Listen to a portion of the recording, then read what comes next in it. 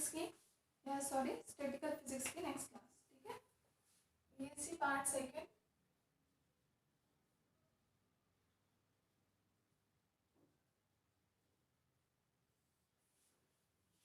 Statistical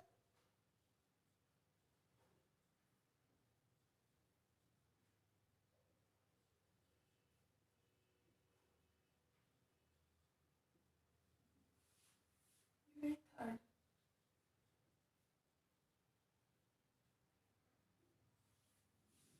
third unit कल हमने शुरू की थी, समझ में आ रहा है आप लोग को थर्ड यूनिट का कॉन्सेप्ट? कल हमने इसे क्या देखा था, एक तो फेज स्पेस के बारे में देखा था, या हम जिसको कला निर्देशांक कह सकते हैं, ठीक है ना। एक तो कला निर्देशांक देखे हमने, उसके अलावा हमने माइक्रोस्टेट या मैक्रोस्टेट्स क्या होते हैं, सूक्ष्म या फिर स्थूल निकाय या स्थूल या सूक्ष्म अवस्था किसको कहते हैं वो देखा हमने, या फिर कुल किसी हम कला निर्देशों की संख्या या उनका आयतन कितना है वो निकाल सकते हैं, या किसी कला निर्देशाकाश में सूक्ष्म अवस्थाओं की संख्या कितनी है वो निकाल सकते हैं, ठीक है। हमने उसका एग्जाम्पल कौन सा लिया था, जैसे हमने देखा कि जो सरल आवर्ती दोलक होता है उसका हमने एग्जाम्पल देखा कि निर्देशाकाश में वो अपनी एनर्जी को किसमें एक्स और पी एक्स के रूप में किस प्रकार से प्रदर्शित करता है, ठीक है, एक दीर्घवृत्त के रूप में। समझ में आ गया तो उतना। आज हम नेक्स्ट हमारा स्टार्ट करते हैं ऊष्मागतिकीय प्रायिकता, थर्मोडायनेमिक्स प्रोबेबिलिटी।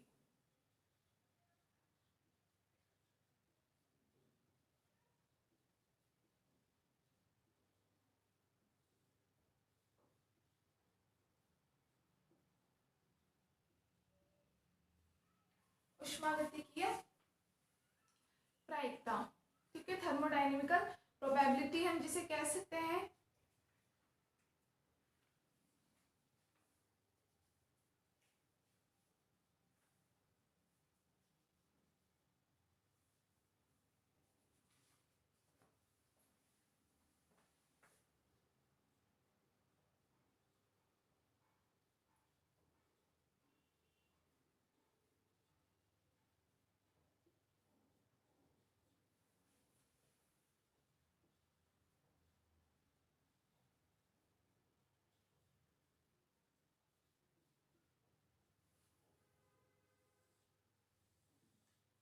ठीक है, हमने क्या फॉर्मूला पढ़ा था, S इक्वल टू के एल एन ओमेगा, जहाँ हम ओमेगा को क्या कहते थे, ऊष्मागतिकीय प्रायिकता, ठीक है। थर्मोडायनेमिक्स का हमने जो थर्ड लॉ पढ़ा था उसमें यही था, S बराबर के एल एन ओम था।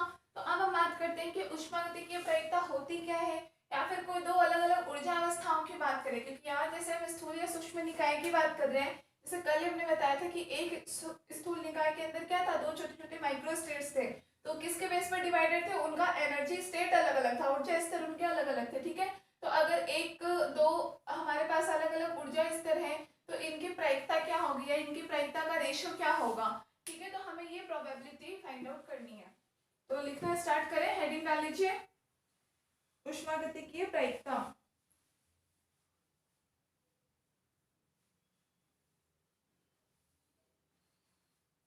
लिखिए, किसी दी हुई स्थूल अवस्था के संगत, किसी दी हुई स्थूल अवस्था के संगत सूक्ष्म अवस्थाओं की संख्या, सूक्ष्म अवस्थाओं की संख्या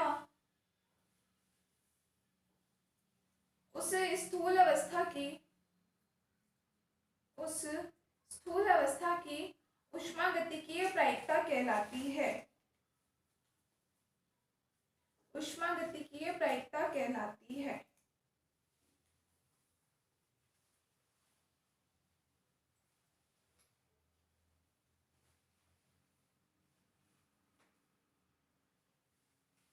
ठीक है, समझ में आ गया। कोई भी एक हमारा क्या है, माइक्रोस्टेट है, उसके संगत कितने माइक्रोस्टेट के नंबर्स क्या है, उनकी संख्या कितनी है, वही उसकी क्या कहलाएगी, ऊष्मागतिकीय प्रायिकता कहलाएगी, ठीक है ना। क्यों माइक्रोस्टेट, हमने जैसे कल भी देखा था, एक माइक्रोस्टेट के माइक्रोस्टेट था और हमने उसमें दो ऊर्जा अवस्था बताए थे, लेकिन उसके संगत माइक्रोस्टेट हमें कितने मिले थे, तीन मिले थे, है ना। एबीसी कणों का अरेंजमेंट अगर हम अलग अलग करें तो हमें तीन प्रकार की सूक्ष्म अवस्थाएं मिली थी। तो इसलिए वो तीन प्रकार की सूक्ष्म अवस्थाओं का मतलब क्या था कि कितने तरीकों से वो तीनों जो कण थे एबीसी हमने माने थे कि कितने तरीकों से वो एबीसी कण व्यवस्थित हो सकते हैं, यही देखा था कल हमने कहा था कोई तीन कण इन्हें दो ऊर्जा अवस्थाओं में हमने बांटा था, मान लो किसी एक में एक और हमने हमने डायरेक्टली यहाँ पे बाता था कि n1 है कोई ऊर्जा स्तर और एक है n2। n1 में कोई एक कण बिठा दिया और n2 में हमने दो कण बिठा दिए, ठीक है।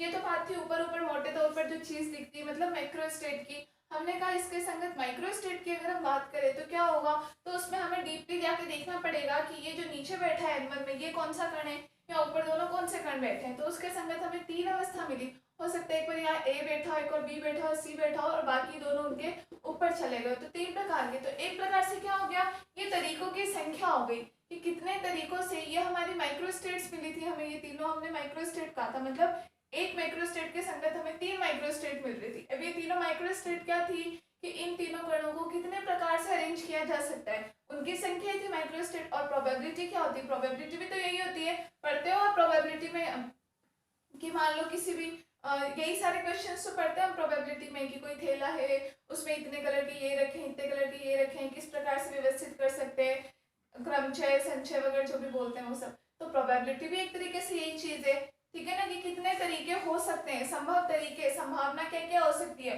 और संभावना ही प्रायिकता होती है, ठीक है। इसीलिए हम क्या कहते हैं कि किसी भी स्थूल निकाय के संगत सूक्ष्म अवस्थाओं की संख्या क्या कहलाती है, उसकी प्रायिकता कहलाती है। Full stop. इसे ओमेगा से निरूपित किया जाता है, ओमेगा से, या कई जगह आपको ये डब्ल्यू के फॉर्म में भी मिलेगा, इसलिए कंफ्यूज मत होना, दोनों लिख लेना। इसे ओमेगा या डब्ल्यू से प्रदर्शित किया जाता है। हमने जो थर्ड लॉ ऑफ थर्मोडायनेमिक्स पढ़ा था, एस इक्वल टू के लिए नॉर्म पढ़ा था, वहां पे हमने ओम को कहा था उष्मागतिकी की प्रायिकता। तो इसे हम ओम से या फिर हम कई बार डब्ल्यू से भी, जैसे शायद आप लोग की बुक्स में डब्ल्यू से ही डिनोट कर रखा होगा, तो कंफ्यूज मत होना, ठीक है। तो ओम या डब्ल्यू से निरूपित किया जाता है।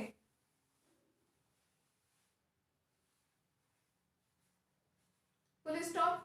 सामान्यतः सामान्यतः ओम एक बहुत बड़ी संख्या होती है। सामान्यतः ओम एक बहुत बड़ी संख्या होती है।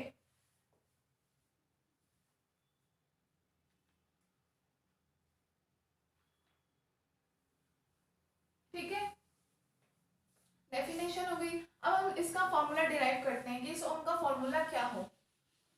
ओम बड़ी संख्या होने से मतलब है प्रायिकता किसी भी चीज की, ऑब्वियसली सी बात है भाई, इसमें ज्यादा माइक्रोस्टेट कितने हैं, अभी तीन, आपने सिर्फ तीन कणों के लिए देखा तो ये आपको तीन माइक्रोस्टेट मिल गए। सोच के देखो, हमने केवल ए बी सी तीन कण लिए तो हमें तीन माइक्रोस्टेट मिल गए। अगर हमारे पास 6 कण हो तो, 10 कण हो तो, और मान लो 100 कण हो। अब 100 कण आपको पता है गैस के मॉलिक्यूल्स में 100 कण तो एक बहुत छोटी सी मात्रा है, बहुत छोटी सी दूर में इतने स्मॉल पार्टिकल्स होते हैं, तो 100 कण तो बहुत कम है। लेकिन जब एक के संगति आपको तीन मिल रहे हैं तो इस अकॉर्डिंग अगर जो भी केवल दो ऊर्जा स्तरों में हमने विभक्त किया है, तो दो ऊर्जा स्तरों में भी अगर हम 100 को विभक्त करेंगे तो हमें एटलीस्ट 300 मिल जाएंगे नंबर, ठीक है। और अगर मान लो हमने यहाँ ऊर्जा स्तर भी बढ़ा दी कि इनको तीन में अरेंज करो, फिर तो उतनी ही संख्या क्या होगी आपकी बढ़ती जाएगी। इसलिए कहा जाता है कि ऊष्मागति की प्रायिकता जो ओम है ये क्या है, एक बहुत बड़ी संख्या होती है, ठीक है। तो अब हम नेक्स्ट एरो लगा करके अब इसके डेरिवेशन शुरू करेंगे हम, ठीक है, कि हम ओमेगा का मान फाइंड आउट करेंगे। तो लिखिए, इसमें लिखना शुरू करें। माना एक निकाय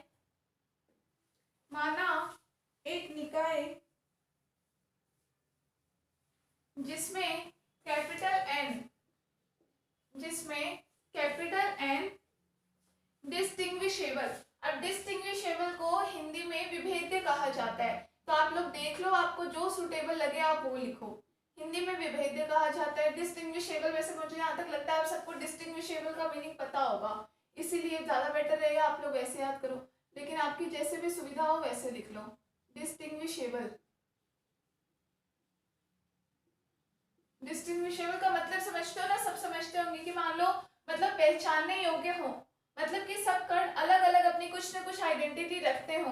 खूब सारे कण है लेकिन आप इसमें से पहचान सको कि ए कौन सा है, बी कौन सा है, सी कौन सा है, ठीक है ना। मतलब कि हर कण कितना भी भले ही कितने भी छोटे स्पेस में भी हो, लेकिन प्रत्येक कण दूसरे से अपनी एक अलग पहचान रखता हो उसकी भी आइडेंटिटी को गिनने लायक हो, उनको हम बोलते हैं डिस्टिंग्विशेबल पार्टिकल्स। या हिंदी में लिखना चाहें तो लिख लीजिए विभेद्य कण, ठीक है। अब अच्छा, आगे मैं कहीं पे डिस्टिंग्विशेबल, क्योंकि मुझे यही वर्ड ज्यादा सुटेबल लगता है, मुझे ये ज्यादा इजी लगता है, इसलिए मैं यही यूज करूंगी। तो आप लोगों को जिनको प्रॉब्लम हो रही हो तो वो विभेद्य लिख लेना वहां पे, ठीक है ना। हाँ, तो क्या लिख रहे थे हम, माना एक निकाय जिसमें n विभेद्य कण है, n विभेद्य कण हैं, फुल स्टॉप। माना इन n कणों में से, माना इन कैपिटल N कणों में से n1, n2, n3 dot dot dot ni। देखो, माना इन कैपिटल N कणों में से n1, n2, n3 dot dot dot ni कण ऊर्जा स्तर E1, E2, E3 dot dot dot ei में स्थित हैं, ठीक है।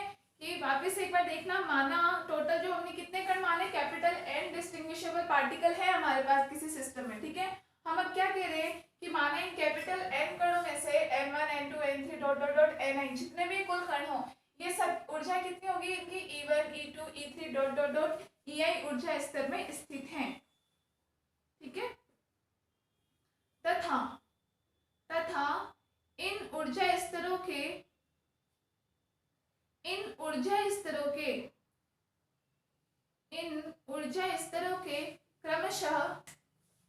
क्रमशः G1, G2, G3 dot dot dot gi quantum स्तर हैं, क्वांटम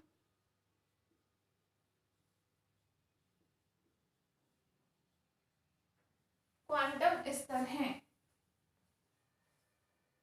ठीक है। क्वांटम स्तर किसके हैं, इन ऊर्जा स्तरों के भी। मतलब आप ये मान लो कि एक तरीके से ऊर्जा स्तरों में यहाँ माइक्रोस्कोपिक लेवल पे पहुंच गए, ठीक है ना, सूक्ष्म निकाय की अवस्था में हम पहुंच गए कि भाई कोई स्थूल निकाय आप नॉर्मली कैसे देखोगे, कुल यहाँ पे n कण है और प्रत्येक कण कुल कितनी ऊर्जा, कोई n1 कण है तो उसकी ऊर्जा E1 है, कोई n2 कण है तो उसकी ऊर्जा E2 है, इस तरीके से। तो कुल ऊर्जा भी हमारे पास E1, E2, E3, ei है। अब यहाँ पे ये हमने सूक्ष्म, अगर हम बात करें, ये तो हमारा स्थूल निकाय हो गया। अब इसमें हम सूक्ष्म रूप से क्या देखेंगे, तो ये ऊर्जा स्तर भी आगे और स्प्लिटिंग हो रही है इनकी, और ज्यादा ऊर्जा स्तर में विभक्त हो रहे हैं। वो स्तर कौन से हैं, ये G1, G2, G3, gi, जिनको हमने क्वांटम स्तर का है, क्वांटम स्टेट्स का है, ठीक है। मतलब आप एक तरह से ये मान लो कोई E1 कण है, ठीक है, कोई n1 कण है, उसकी ऊर्जा है E1, क्लियर है। और ये E1 आगे हम बता रहे हैं कि ये स्प्लिट हो रखा है, ठीक है, इसके भी आगे स्प्लिटिंग हो रखी है, तो किसी G1 लेवल में स्थित है, ठीक है। इसका भी जो क्वांटम स्तर है वो G1 के रूप में, ऐसे E2 का है आपका G2 के रूप में, डॉट डॉट डॉट ei कण जो है जिसकी ऊर्जा ei है, उसका क्वांटम स्तर भी कौन सा हो जाएगा, gi हो जाएगा, ठीक है। तो यहाँ आपके पास माइक्रोस्कोपिक लेवल पे एक और टर्म आ गई, n और e तो पहले से जानते हो। अब आपके पास ये G1, G2, G3 आ गया क्वांटम स्तर, लिख लीजिए।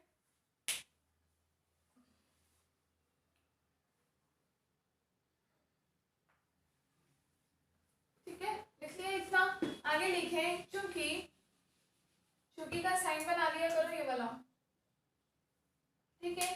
चूंकि निकाय के कुल कण, कैपिटल N तथा कुल ऊर्जा कैपिटल E नियत है, अर्थात हमने ये तो बोला ही नहीं कि हम इनके कणों की संख्या में चेंज कर रहे हैं, अभी हम कर ही नहीं रहे। जैसा वो है n पार्टिकल्स को कंसिस्ट करता हुआ कोई निकाय है, तो अभी हम बस उसकी बात कर रहे हैं, ठीक है। अर्थात हम क्या कह सकते हैं कि समेशन अगर हम ले लें डेल्टा ni की संख्या में कुल परिवर्तन की बात करें तो वो बराबर कैसा हो जाएगा, 0।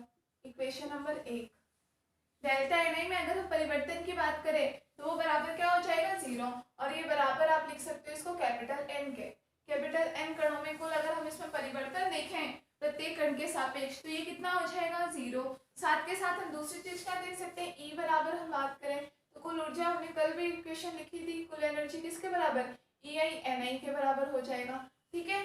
ये ऊर्जा होता है। अब इसमें भी अगर हम ni के संख्या में परिवर्तन कर रहे हैं तो ऊर्जा में परिवर्तन होगा, ei डेल्टा ni करोगे और डेल्टा ni का मान है 0, इसका मतलब ये मान भी कितना हो जाएगा, 0। समीकरण नंबर 2, समीकरण नंबर 2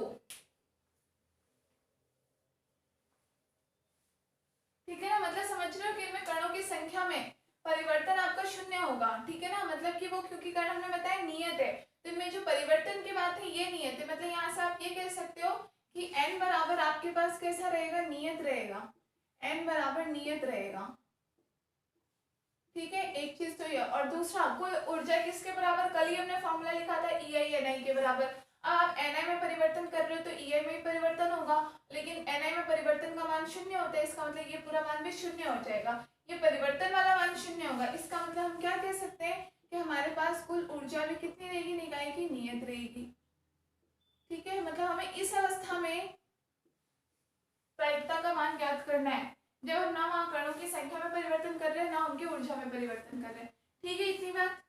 चलिए ये लिख लीजिए first second equation, next arrow लगा के लिखिए,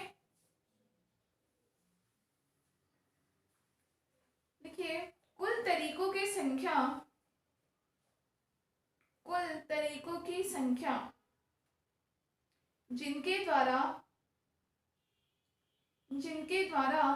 कैपिटल N कणों में से, कैपिटल N कणों में से N1, N2, N3 dot dot dot Ni कणों का चयन हो सके, कणों का चयन हो सके, ठीक है। हमने क्या कहा है कि ऐसे कुल तरीकों की संख्या जिनके द्वारा कैपिटल N कणों में से क्या N1, N2, N3 dot dot dot Ni कणों का चयन हो सके, मतलब कुल n कण में से हम अलग अलग इनको डिस्टिंग्विशेबल कर सके, अलग अलग पहचान सके, तो इनके तरीकों की संख्या ही क्या हो जाएगी, इसकी प्रायिकता, मतलब आप नीचे लिखेंगे प्रायिकता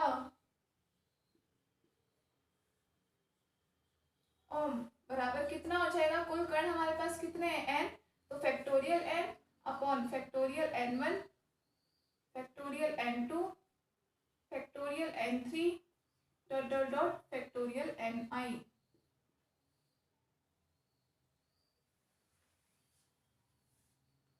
फैक्टोरियल ni, ठीक है। आप ओमेगा 1 लिख लेना, अभी हम किसी एक कण के लिए बात करते हैं, ठीक है,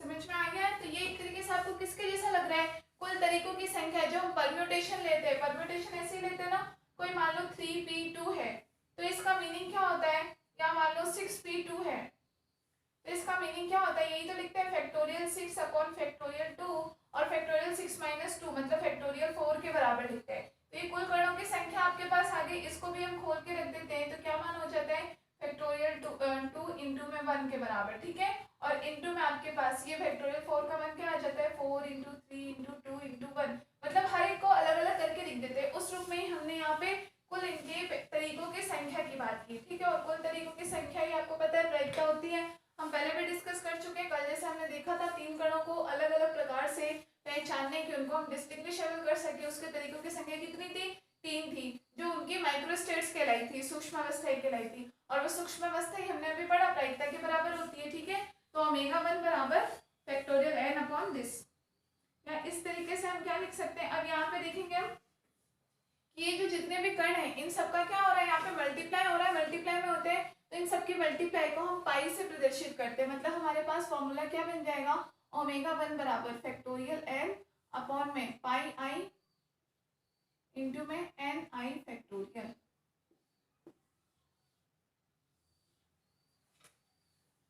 पाई i इंटू में n i फैक्टोरियल, ठीक है। यहाँ पे आप चाहो तो लिख लेना, नीचे नीचे लिखना है यहाँ पाई हमने क्या बताया, n1 n2 n3 ये सारे जो गुणनफल में आ रहे हैं इन सबका मल्टीप्लिकेशन है, ठीक है, जैसे अभी हमने बताया ना नीचे, जैसे 4 इंटू 3 इंटू 2 इंटू 1 सब मल्टीप्लाई में ही तो आते हैं, तो आप लिख लेना n1 n2 n3 dot dot dot का गुणनफल,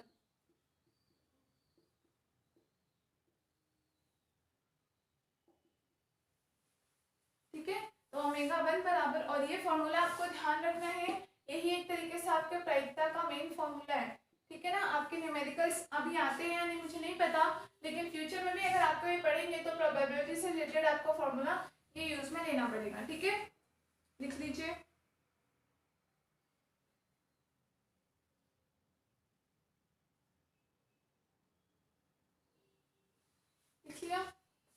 चलिए आगे देखते हैं।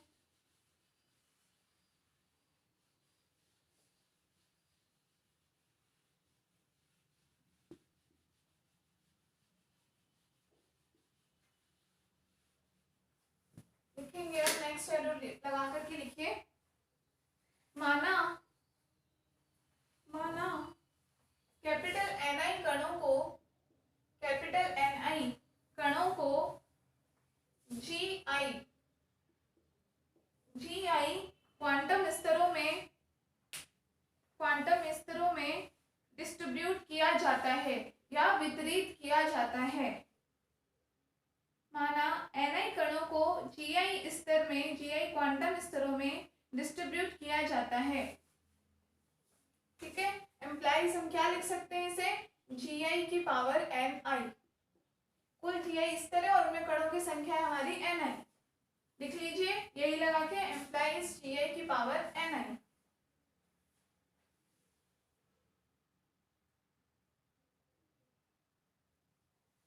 नेक्स्ट एरो लगा के लिखिए। I के सभी मानों के लिए कुल व्यवस्थाओं की संख्या, I के सभी मानों के लिए कुल व्यवस्थाओं की या फिर तरीकों की, कॉमा में ब्रैकेट में लिख लेना, तरीकों की संख्या। ठीक है, कितनी हो जाएगी हमारे पास, I के सभी मान, तो I के सारे मान पॉसिबल नहीं है, n1 n2 n3 n4 जो भी I से पहले तक के। ठीक है, तो I के सभी मानों के लिए तरीकों की संख्या कितनी हो जाएगी, तो हम लिखेंगे ओमेगा 2 बराबर पाई आई क्या है, जितने भी आ रहे हो तरीके सबका मल्टीपल और इनटू में GI की पावर Ni।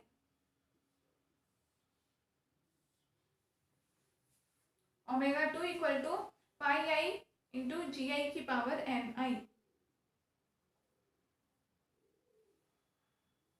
ठीक है, समझ में आ गया ना। कुल इन सबका मल्टीप्लाई है, वही जैसे सेम यहाँ नीचे था मल्टीप्लाई सबका, वैसे यहाँ मल्टीप्लाई में इन सबका और इनटू में GI की पावर Ni क्या है कि GI क्वांटम स्तरों में कुल Ni कण हमारे में भाजित है। इसको आप कोई समीकरण नंबर 3 दे देना और इसको समीकरण नंबर 4।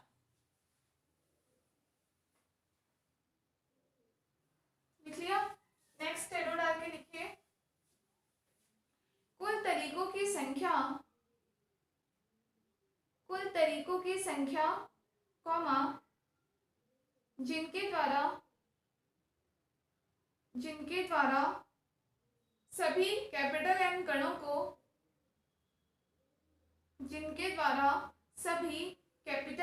कणों को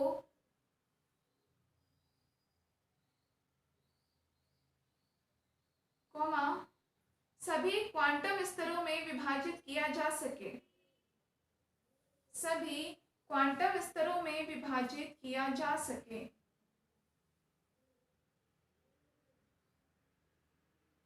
सभी क्वांटम स्तरों में विभाजित किया जा सके।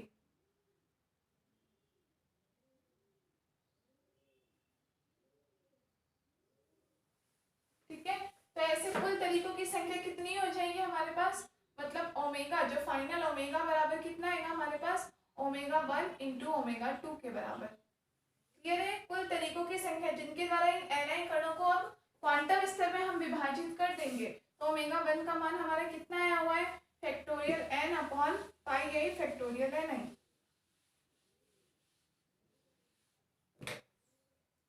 Factorial n upon pi I factorial Ni। Clear है, इंटू ओमेगा 2 कितना आ रहा है हमारे पास, पाई आई GI की पावर Ni। ठीक है, या इसको हम किस तरीके से लिख सकते हैं, अब यहाँ पे देखो पाई आई तो क्या है, कुल I कणों का मल्टीप्लाई है जिन्हें हम विभक्त कर ही रहे हैं। ठीक है ना, कुल अवस्थाओं की संख्या में, तो हमारे पास मान फाइनल क्या आ जाएगा, factorial n into pi I GI की power Ni upon Ni factorial. ठीक है, ये हमारे पास क्या आ जाएगा, कुल नंबर ऑफ माइक्रोस्टेट्स, सूक्ष्म अवस्थाओं की कुल संख्या ओमेगा, ये हमारे पास फाइनल आया है। जो हम कह रहे हैं सूक्ष्म अवस्थाओं की संख्या ही प्रायिकता कहलाती है। ठीक है, ये एक प्रकार से हमारे पास क्या है, ये प्रायिकता, या हम क्या कह सकते हैं, सूक्ष्म अवस्थाओं की, माइक्रोस्टेट की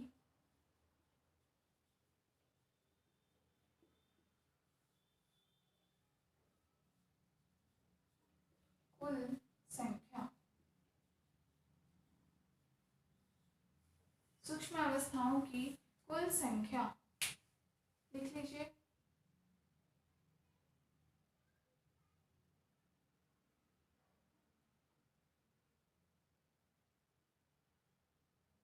ठीक है ना। हमने यहाँ पे ये कंफ्यूज मत होना कि यहाँ पे ये पाई आई कहाँ चला गया। ये पाई आई क्या था, कुल n कणों का मल्टीप्लाई था, तो हमने इसको भी हमारा कहा फैक्टोरियल में ही कुल हमने मेंशन कर लिया है। ठीक है, ऊपर भी कुल आई कणों का मल्टीप्लाई है, नीचे भी कुल आई कणों का मल्टीप्लाई है, तो हमने इसको फैक्टोरियल में इंक्लूड करके लिखा है। ठीक है, लिख लीजिए। इसको आप समीकरण नंबर 5 नाम दे देना।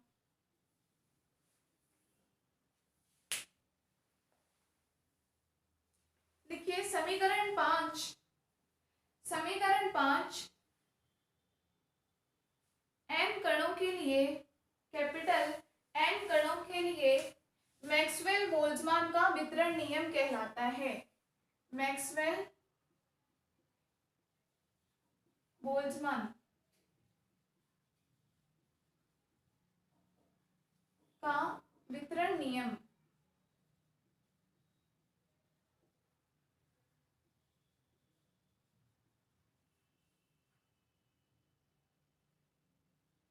वितरण नियम कहलाता है। ठीक है, तो इंपॉर्टेंट है, कभी 1 मार्क के क्वेश्चन में आ सकता है। तो ये होता है आपका मैक्सवेल बोल्ट्जमान का वितरण नियम, किसके लिए, कैपिटल n कणों के लिए।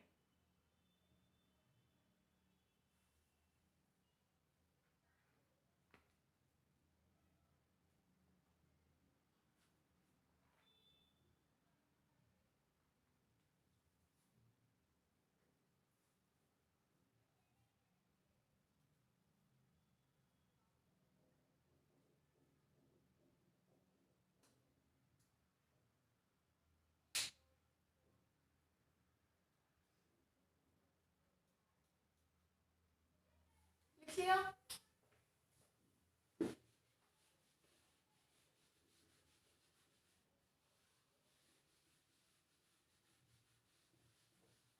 नेक्स्ट एरो डाल के लिखिए। अधिकतम संभाव्य वितरण के लिए, अधिकतम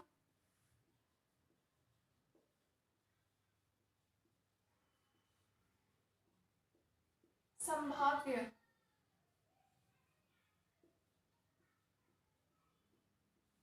वितरण के लिए क्या लेंगे हम, ओमेगा का मान अधिकतम संभाव्य हो वितरण, मतलब प्रोबेबिलिटी जहाँ मैक्सिमम हो जाए, मतलब ओमेगा क्या हो जाएगा आपका, ओमेगा मैक्सिमम। ठीक है, अधिकतम संभावना हो मतलब प्रोबेबिलिटी मैक्सिमम हो, तो ओमेगा हमारा ओमेगा मैक्सिमम की तरफ हो जाएगा। ठीक है, ऐसी कंडीशन में अगर हम इस इक्वेशन 5 का लॉग लेते हैं, मतलब अगर हम ln ओमेगा लेते हैं, ठीक है, तो उसका मान किसके बराबर, ओमेगा का मान ओमेगा मैक्सिमम है, मतलब ये मान हमारे पास क्या हो जाएगा, ln ओम मैक्सिमम हो जाएगा। सिंपल सा है, अगर हम इसका लॉग लेते हैं तो हमारे पास ओम का मान हम ओम मैक्सिमम रखें तो ln ओम मैक्सिमम के बराबर आ जाएगा हमारे पास मान। क्लियर है। अब अगर हम इस इक्वेशन का हम क्या लेते हैं, या बराबर मत लिख करके ये लिख लो टाइम्स 2, ये मान हो जाएगा हमारे पास। ठीक है, अगर हम इस इक्वेशन का अवकलन ले, ln ओम का अगर हम अवकलन लेते हैं तो हमारे पास मान क्या आ जाएगा, d ln ओम अगर हमने लिया तो ये मान किसके बराबर हो जाएगा, d ln ओम मैक्सिमम का, और अधिकतम प्रायिकता का अवकलन कितना होगा, बराबर 0। ठीक है, अधिकतम प्रायिकता का अवकलन आपके पास होगा बराबर 0। ये आप ले लेंगे इक्वेशन नंबर 6, और ये आपकी मोस्ट इंपोर्टेंट इक्वेशन है, मोस्ट इंपोर्टेंट, इसको लगा लेना, डी ln ओम मैक्सिमम इक्वल्स टू 0, बहुत यूज में आती है इक्वेशन।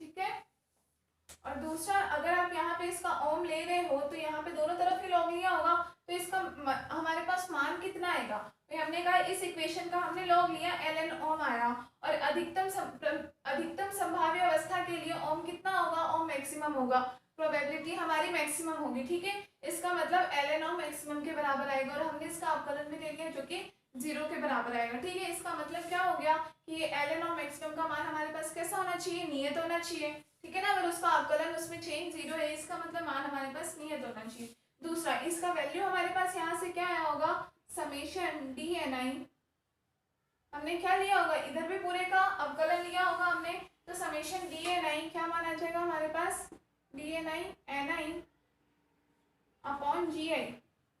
ठीक है, summation D N I into में एल एन, सॉरी बीच में एल एन भी तो आएगा, लॉग लेंगे हम, लॉग लेने के बाद में हमने उसका अवकलन लिया, तो हमारे पास यहाँ मान क्या आ जाएगा, L N N I upon G I equals to 0, यह हमारे पास मान आएगा।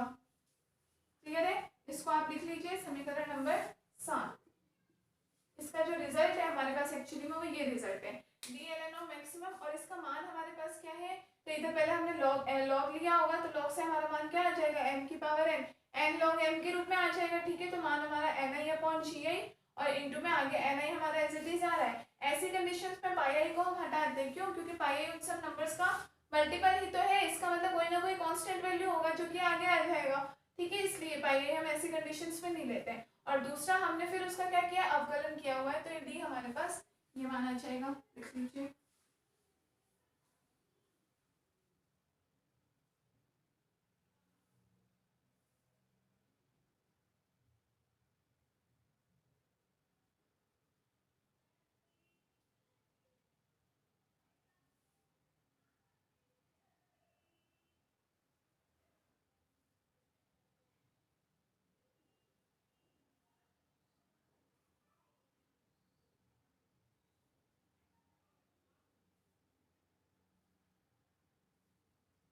ठीक है, लिख दिया।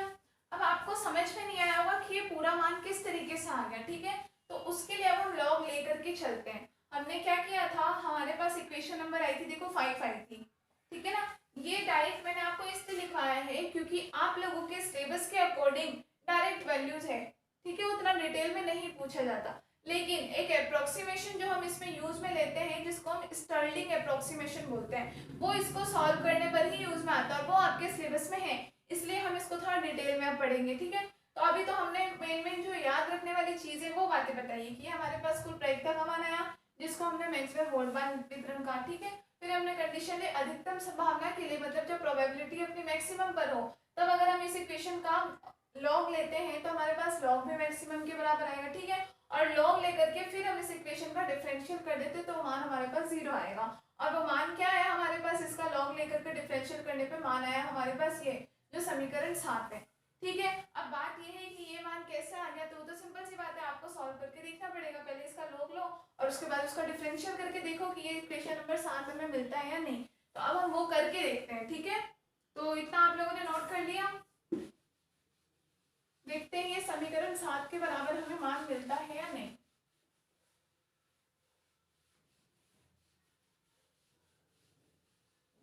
ठीक है, तो अब एक तरीके से हम इस इक्वेशन को सॉल्व करके समीकरण 5 को सॉल्व करके समीकरण 6 और 7 पर आ रहे हैं। ठीक है, तो आप चाहो तो बीच के इस प्रोसेस को नोट दे करके लिख सकते हो, या अगर आपको समझ में आ जाए तो डायरेक्टली लिख लो, जैसे आपको सुटेबल लगे। अगर आपको लगे कंफ्यूजन होगा तो बीच में ही लेकिन नोट दे करके लिख लो, ताकि आपको क्लियर हो जाए कि ये जो समीकरण 7 आया था उसको ही हमने क्या पूरा डिटेल में समीकरण 5 को सॉल्व करके देखा है कि ये समीकरण 7 हमें मिल रहा है या नहीं। ठीक है, ये पार्ट हमें करना है। तो सबसे पहले हम इसको सॉल्व करने के लिए हम क्या लेते हैं, लिखेंगे समीकरण 5 था हमारे पास। समीकरण 5 में दोनों ओर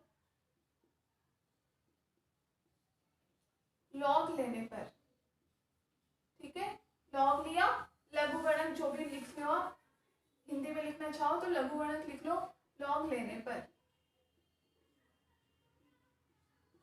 ठीक है, क्या मान आ जाएगा, यहाँ से देखो ln ओम आ गया हमारे पास, सिंपल सा है, ln ओम आ गया। अब यहाँ हमें लेना है, तो यहाँ आप देखो डॉट में ni भी है, यहाँ भी हम क्या करेंगे, पाई आई तो सबका मल्टीपल है, इसलिए हम उसको कंसीडर नहीं करेंगे, और उसके बाद में हमारे पास ये मान है। क्लियर है? तो हम इन सबका एक एक करके लॉग लेते हैं। तो सबसे पहले तो देखो फैक्टोरियल एन का हमने लिया तो एल एन फैक्टोरियल एन आ गया हमारे पास, ठीक है, एल एन फैक्टोरियल एन, कोई कंफ्यूजन नहीं है। प्लस दूसरी चीज हमने क्या ली, प्लस हमने कर दिया एन आई हमारे पास। अब हम इसका लेंगे, ठीक है, देखेंगे सब यहाँ पाई पहले भी कहा पाई उन सबका मल्टीप्लाई है, हमें पता नहीं है वो मल्टीप्लाई कितना आ रहा है, कोई ना कोई कांस्टेंट वैल्यू ही आएगी भाई हमारे पास, इसलिए हम इसका लॉग नहीं लेंगे। कांस्टेंट का लॉग 0 होता है, हमें पता भी नहीं है कि वो वैल्यू क्या है। मान लो 10 हो तो लॉग 1 हो भी सकता है, ठीक है ना, लेकिन हमें पता ही नहीं वैल्यू क्या, इसलिए हम उसको कंसिडर नहीं करेंगे। पहले हमने इसका लिया लॉग, ठीक है, मल्टीप्लाई में ये पूरी चीजें तो आपको पता है। लॉग आपको कोई mn का लॉग लेना है तो बराबर मान क्या होता है, log m plus log n, इसलिए बीच में हम प्लस लगा रहे हैं, ठीक है। इसको हमने माना m की तरह, ये हमने माना n की तरह, तो m का log हमारे पास log m आ गया, बीच में प्लस आएगा क्योंकि इन दोनों की मल्टीप्लाई है, log लेंगे तो प्लस आ जाएगा बीच में, ठीक है। अब हम लेते हैं इसका, तो यहाँ पे देखो m की पावर n के रूप में, m की पावर n का log क्या होता है आपके पास, n log m होता है, n log m, तो हम क्या लेंगे ni ln gi n log n, और ये समेशन सारे i कणों के लिए, i के जितने भी कण हैं उन सभी कणों के लिए, मान क्या आ गया nn ni ln gi के बराबर। क्लियर है, इतना समझ में आ गया gi, ठीक है। दूसरी चीज, अब ये आपके पास अपॉन में आ रखा है, तो आपको पता है log m अपॉन n का मान क्या होता है, log m minus log n, ठीक है। तो यहाँ n में भी दो चीजें हमारे पास, पहले हमने इसको सॉल्व किया तो ये पावर में और है, तो ये इस रूप में सॉल्व हुई m के पावर n के रूप में, तो n log m मान आ गया, ठीक है। अब ये हमारे पास डिवाइड में है तो log m अपॉन n को इस तरीके डिवाइड करते हैं, इसलिए दोनों के बीच में आएगा माइनस, और हमारे पास वैल्यू क्या आ जाएगी, समेशन सारे i पार्टिकल्स के लिए ln ni फैक्टोरियल। क्लियर है, एक एक स्टेप को इसका लॉग लेने का मतलब that is not so easy, एक एक स्टेप को समझो, ठीक है। सबसे पहले हमने पाई आई हटा दिया, क्यों, क्योंकि वो कोई ना कोई हमारे पास कांस्टेंट मान आएगा और हमें पता नहीं है कि वो कांस्टेंट मान क्या है, हमने तो सारे मल्टीप्लाइज को बस एक तरफ साइड करके रख दिया, हो सकता है मान आगे कहीं पे आ जाए, लोग हमें वैसे भी नहीं लेना, उसको हटा दो। पहले इसका हमने ले लिया, पहले तो हम इस पूरी को देखेंगे, इस पूरी क्वांटिटी का हमें लॉग लेना है, ठीक है। तो ये लॉग किसके जैसा है, इसको हमने मान ली कोई एक यूनिट m मान लिया, इस पूरे को मान लिया n, तो log m डॉट n का log क्या होता है, log m plus log n, ठीक है। ये सिंपल फॉर्मूला लगा दिया तो बीच में प्लस आ गया। दूसरी चीज, इसका log तो ठीक हो गया, अब इसका log लगाने गए तो पहले तो ऊपर देखा, ऊपर भी पावर वाली चीज है, तो पावर को उसके तरीके से सॉल्व किया m की पावर n से, तो हमारे पास ये मान आ गया, और नीचे वाली चीज डिवाइड में है तो डिवाइड की वजह से यहाँ माइनस आ गया। क्लियर है यहाँ तक? अब हम बताते हैं कि एक अप्रोक्सीमेशन होता है जो कि स्टर्लिंग अप्रोक्सीमेशन क्या कहलाता है, स्टर्लिंग, ठीक है।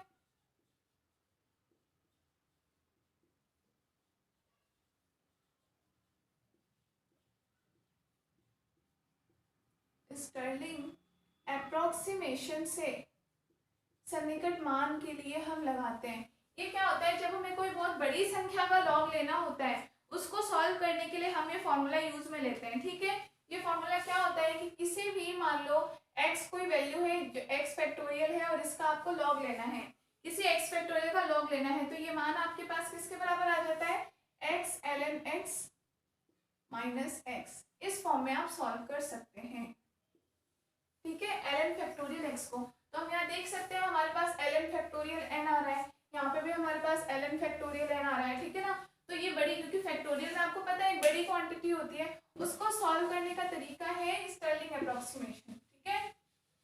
ये ध्यान रखना, आप स्टर्लिंग अप्रोक्सीमेशन कभी आपके 1 मार्क वाले क्वेश्चन में भी बीच में से उठा करके पूछ सकते हैं, स्टर्लिंग अप्रोक्सीमेशन क्या होता है। तो ये लिख लिया, अब आप ये फॉर्मूला लगा दो इसके अकॉर्डिंग, और फिर इनको आप सॉल्व करके देखो कि आपके पास मान क्या आ रहा है। तो देखो ln ओम बराबर में, इससे हमने इसको सॉल्व किया तो हम क्या लिख सकते हैं, इसको n ln n minus n, clear है, n ln n minus n के बराबर, तो हमारे पास यही मान हो गया। प्लस दूसरी चीज हमारे पास किस रूप में है, इन दोनों को अब हम कंबाइन करें, ये तो हमने इसको सॉल्व करके लिख दिया, क्लियर है। इन दोनों में देखो समेशन है, दोनों में कॉमन, दोनों में हम क्या ले रहे हैं, ln ले रहे हैं, ln gi है और वहां पे ln ni है। इन दोनों को हम कंबाइन करके लिखेंगे तो क्या माना जाएगा, समेशन i के लिए ni पहले हमने ले लिया अलग से, ln gi माइनस ni, तो लॉग के रूप में किस तरीके से लिख सकते हैं, log m माइनस n को क्या लिखते हैं, log m अपॉन n, मतलब gi upon ni, ni log gi upon ni। Clear है, समझ में आ गया, लिख दिया हमने इस फॉर्मेट में, ठीक है। या फिर हम इसको ये भी कर सकते हैं, अगर हम इसको माइनस ले ले आगे, आगे माइनस ले ले मतलब यहाँ ये मान हमारे पास चेंज हो जाएगा, ठीक है, उल्टा हो जाएगा ni अपॉन gi। क्लियर है, यहाँ तक में कोई कंफ्यूजन नहीं है, ठीक है। यहाँ पे ये हमारा फैक्टोरियल नहीं आएगा, ठीक है ना, हाँ समझ में आ गया इतना।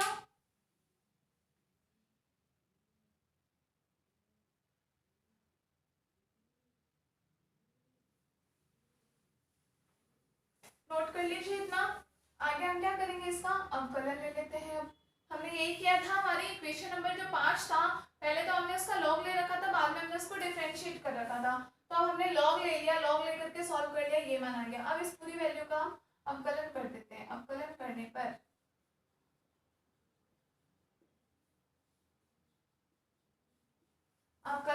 पर ठीक है, तो अवकलन करने पर देखो आपके पास क्या है, इसका अवकलन तो होगा बहुत बड़ा सारा, ठीक है ना। हम उसे मेन स्टेप्स लेते हुए शॉर्ट में सॉल्व करेंगे, क्यों, क्योंकि वैसे इसका अवकलन बहुत बड़ा हो जाएगा, जो कि ना कभी आपके कोर्स में आता है, आपको ये डेरिवेशन बहुत बार बार करके देखने की जरूरत नहीं है। हाँ, ये अप्रोक्सीमेशन ध्यान होना चाहिए और लास्ट में जो इसका रिजल्ट आएगा वो आपको ध्यान होना चाहिए, ठीक है। इसीलिए उतना डिटेल में आपको पूरा का पूरा डिफरेंशिएशन में नहीं करवाऊंगी, फिर भी काफी कुछ करवा दूंगी यहाँ पे, और आपको फिर भी कोई कंफ्यूजन लगे तो आप रफ कॉपी में आप खुद उसको पूरा सॉल्व करके देखिए, आंसर आपके पास डेफिनेटली वही का वही आंसर मैच होगा, ठीक है ना।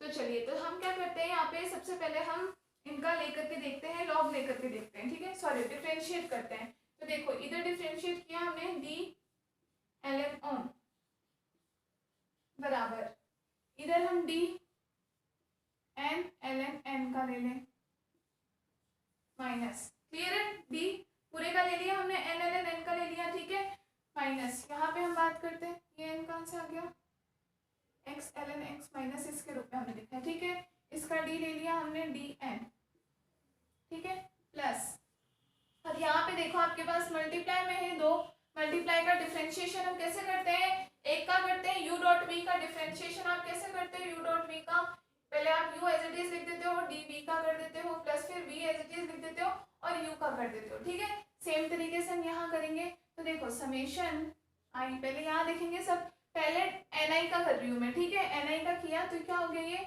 dni, बाकी वैल्यू एज इट इज लिख दी ln ni upon gi, clear है। दूसरी चीज, ये माइनस होगा बीच में माइनस, ठीक है, दूसरी चीज, क्योंकि वैसे दोनों के बीच में प्लस होता है लेकिन आगे माइनस होने की वजह से माइनस माइनस हो जाएगा अंदर, ठीक है। दूसरे हम क्या लेते हैं, समेशन i के लिए अब ni एज इट इज लिख देते हैं और इसका कर देते हैं हमारे पास, ठीक है, तो d ln ni upon gi, समझ में आ गया, नोट कर लीजिए इतना।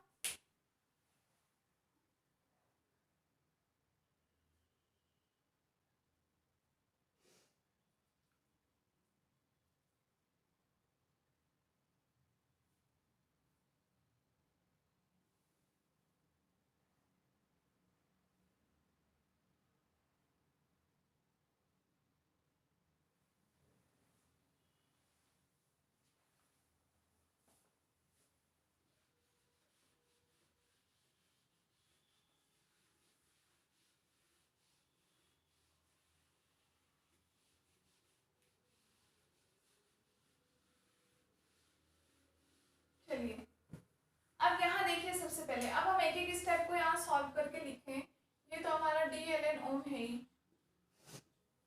बराबर में यहाँ पे देखो n है, n क्या है, कुल कणों की संख्या, और n हमने स्टार्टिंग में इक्वेशन फर्स्ट सेकंड में हमने क्या लिया था कि n का मान हमारे पास कांस्टेंट होगा, इसका मतलब एन में जो परिवर्तन है डी एन वो 0 के बराबर लिया था। इक्वेशन नंबर शायद फर्स्ट या सेकंड हमने लिखी थी कि एन है, इसको अगर हम क्या लिखें डेल्टा एन के रूप में लिखे तो ये मान कितना हो जाएगा 0 के बराबर। तो ये डेल्टा एन है, इसका मतलब ये मान आ जाएगा हमारे पास 0। क्लियर है? क्यों? क्योंकि एन में परिवर्तन हो रहा है, ये 0 माइनस यहाँ भी सेम हो रहा है एन में परिवर्तन, क्योंकि एन नियत है तो एन में परिवर्तन कितना हो जाएगा 0। ठीक है, तो ये टर्म हमारे पास हो जाएंगे 0 0, इसलिए हम उनको नहीं लिख रहे हैं। हमारे पास फाइनल टर्म दोनों क्या बच जाएगा, एक तो बच जाएगा minus D N I L N N I upon G I minus summation I N I D L N N I upon G I. Clear है? यहाँ चाहो तो ब्रैकेट में लिख लेना, चूंकि डी एन बराबर 0, क्यों? क्योंकि सॉरी ये पहले ये लिख लो, क्योंकि चूंकि n बराबर हमारे पास क्या है, कांस्टेंट मान है, हमने नियत ले रखा था, n के मानों में हमने कोई परिवर्तन नहीं किया था। इसका मतलब हम क्या कह सकते हैं कि dn बराबर हमारे पास 0 होगा। ठीक है, इस वजह से हमारे पास फर्स्ट टर्म ये dn 0 हो गया, ये dn भी 0 हो गया। समझ में आ गया? अब इनको आगे आप सॉल्व करके देखो, यहाँ पे देखो, यहाँ पे हम क्या क्या वैल्यू लगा सकते हैं।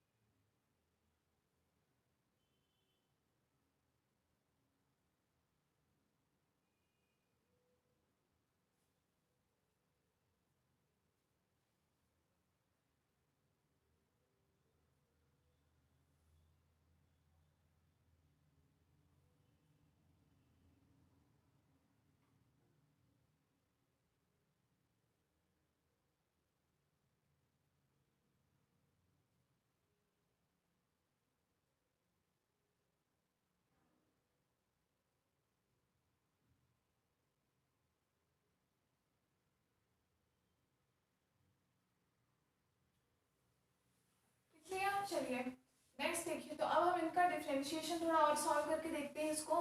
तो माइनस ये टर्म तो हमारे पास आ गई as it is D N I into में L N N I upon G I. Clear है? माइनस यहाँ पे देखो, अब आपके पास क्या हो रहा है, कोई लॉग का मान है और लॉग का डिफरेंशिएशन हो रहा है। ठीक है, लॉग का डिफरेंशिएशन हम कैसे लेते हैं देखेंगे। मान ली लॉग एक्स है, लॉग एक्स का हमें क्या लेना है, डिफरेंशियल। किसके बराबर होता है ये, dx अपॉन एक्स के तरीके से हम लेते हैं। dx अपॉन एक्स का डिफरेंशियल ही तो होता है आपके पास log x के बराबर। ठीक है ना, इसका मतलब इस मान को हम किस रूप में ले सकते हैं, dx अपॉन एक्स के रूप में। मतलब हम ये ले लें समेशन आपके पास dni अपॉन ni और इंटू में ni हमारे पास है। क्लियर है? समझ में आ गया क्या? हमने क्या किया, हमारे पास एक तरीके से मान लो, अगर आप इनको अलग अलग करके भी लिखते हो dni और gi को, तो जी तो हमारे पास क्या है, ऊर्जा स्थिर के मान थे, उसका लॉग हमें पता नहीं, कांस्टेंट वैल्यू है, उसका लॉग हो जाएगा 0 और बच गया हमारे पास एल एन एन आई का लॉग। ठीक है, और लॉग को हम किस रूप में लिखते हैं, डी किसी भी लॉग का हमें अगर अवकलन लेना है डी एक्स अपॉन एक्स के रूप में लिख सकते हैं हम इसको। ठीक है ना, डी लॉग एक्स का मान डी एक्स अपॉन एक्स के रूप में, तो हमने क्या लिख दिया इसको D N I upon N आई और इंटू में हमारे पास ये डी एन आई आ गया। ठीक है, यहाँ पे आपको जरूर थोड़ा सा भी कंफ्यूजन सा लगेगा, थोड़ा कॉम्प्लिकेटेड लगेगा, इसलिए मैंने कहा था यहाँ पे अभी तक के हालांकि हमने कोई भी स्टेप स्किप नहीं किया है, जो मेन स्टेप है वो मैं सारे करवा रही हूँ, लेकिन मैं बोलूँगी ये डेरिवेशन आपकी बहुत ज़्यादा इंपॉर्टेंट नहीं है, लास्ट का इसका रिजल्ट है, क्योंकि ये नहीं पता कि आपकी इतनी बड़ी डेरिवेशन आई हुई है या नहीं है एग्जाम में। ठीक है ना, इसलिए आप फिर भी अगर आप करना चाहें एक बार इसे आप रफ कॉपी में खुद से करके देखना, तो आपको खुद को बिल्कुल क्लियर हो जाएंगे सारे डाउट। ठीक है ना,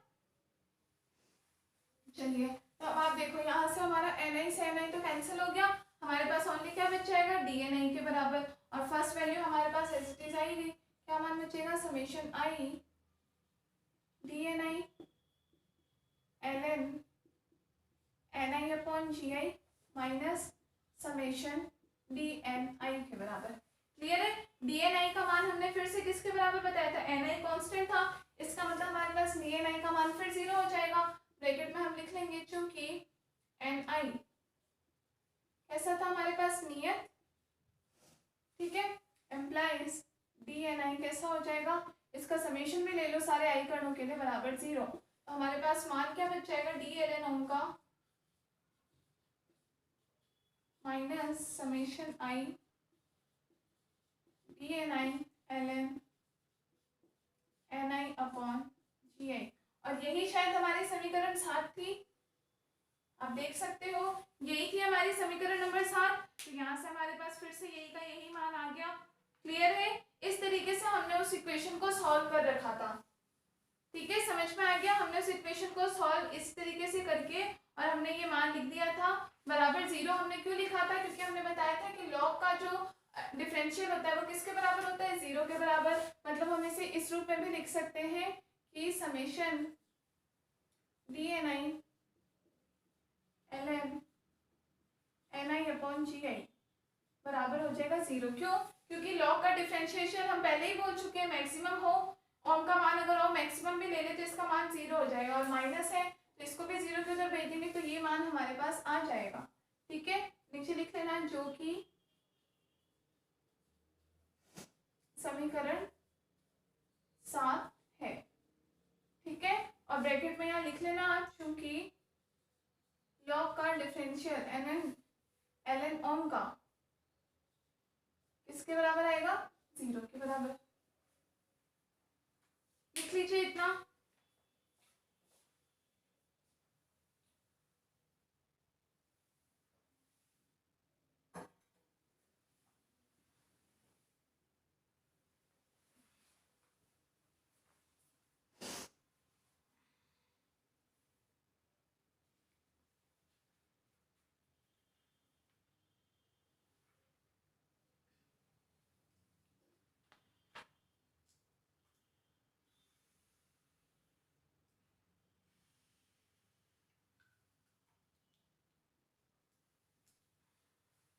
लिया, चलिए तो ये आपको मान समझ में आ गया ना कि हमारे पास कहाँ से आया हुआ है। इसलिए पूरा नोट में लिखवाया था, बीच का है ये आपको, ताकि कंफ्यूजन ना हो कि ये मान लिख कहाँ से दिया। बाकी आपके पास आप चाहो तो आप इस पूरे नोट में जो आपने लिख रखा है, आप चाहो तो इसको आप स्किप कर सकते हो, आप चाहो कि हमें नहीं पढ़ना तो चाहे मत पढ़ो, लेकिन स्टर्लिंग अप्रोक्सीमेशन ध्यान में रखना, ठीक है ना, वो आपके इम्पोर्टेंट है। उसके बाद हम क्या करेंगे, तो आगे हम लिखते हैं समीकरण 1 को अल्फा से तथा समीकरण 2 को बीटा से गुणन करके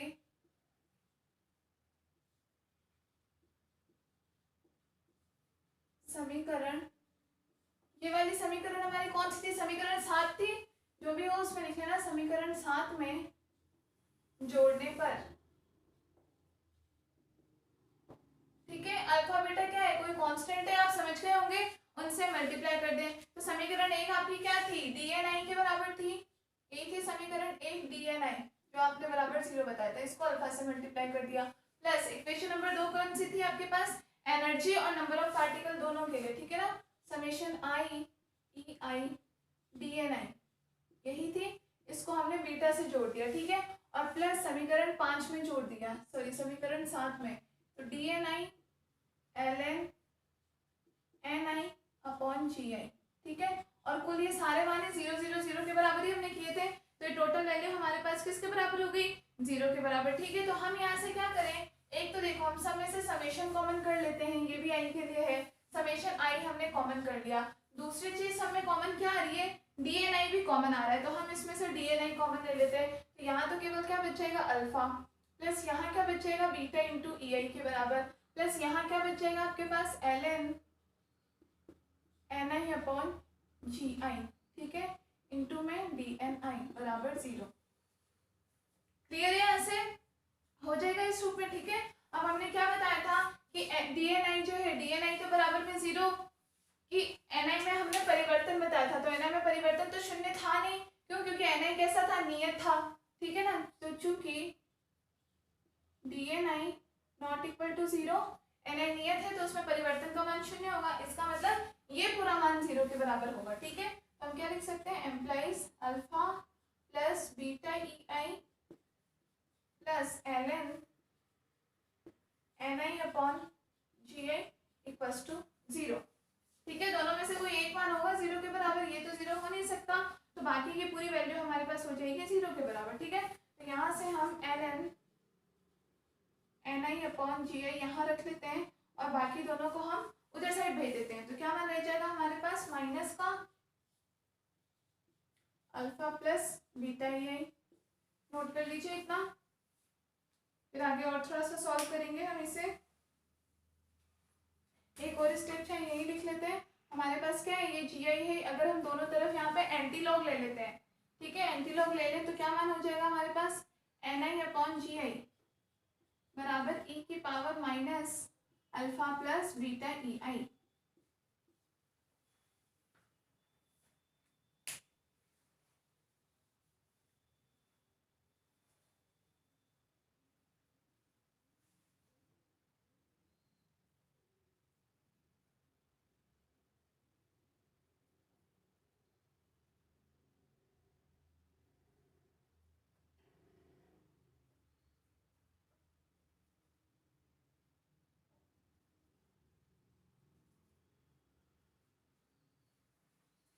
लिया,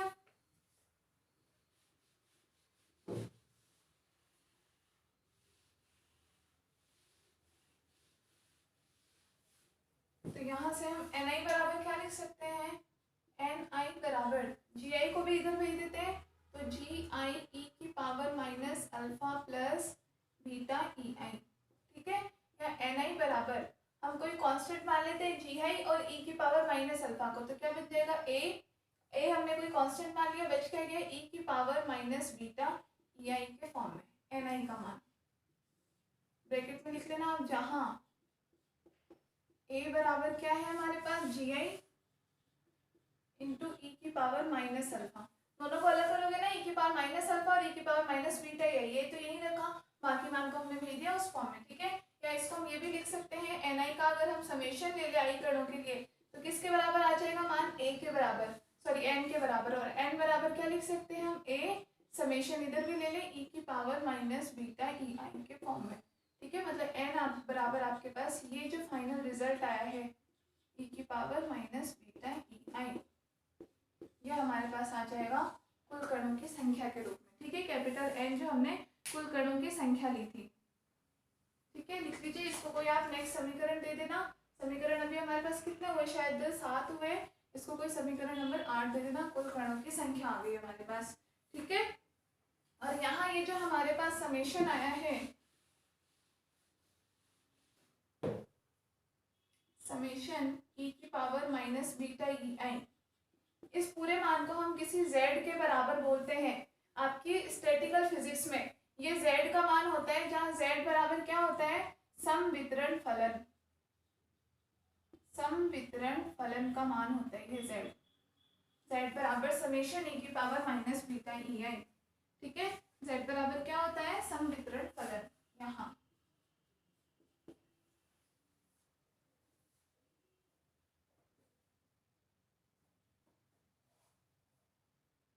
तो हमारे पास यहाँ से देखिए, कुल हमारे पास एन आई का मान भी आ गया और एन का मान भी आ गया, और प्रायिकता क्या होती है, एन आई अपॉन एन कर दे हम तो हमारे पास प्रायिकता आ जाएगी। हम पहले भी निकाल चुके ना प्रोबेबिलिटी, कैसे निकालते थे, कुल पार्टिकल्स हमारे पास, हम कोई एक कर लेते थे डीएन और उसमें कुल कणों का डिवाइड कर देते, यही तो हमारे पास कुल प्रायिकता आ जाएगी।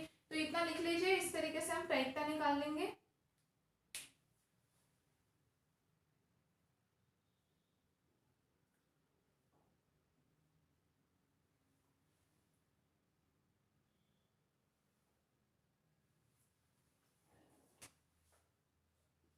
नेक्स्ट प्रायिकता